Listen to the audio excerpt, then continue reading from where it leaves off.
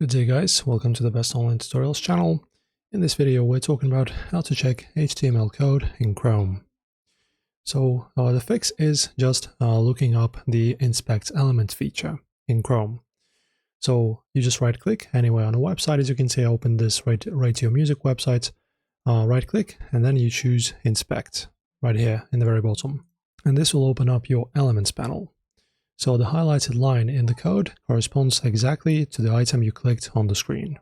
And also guys, there's a shortcut. You can press Ctrl+Shift+I to open up a full developer tools suite.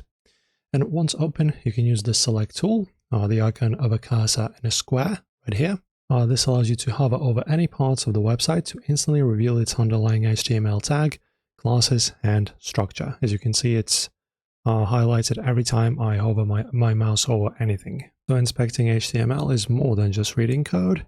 It's about understanding how the web is constructed. You can even double click the code to temporarily edit the text or change a link. It won't save to the live site, but it's the perfect way to test a quick fix. If this intro to DevTools helped you today, hit the like button and of course subscribe for more.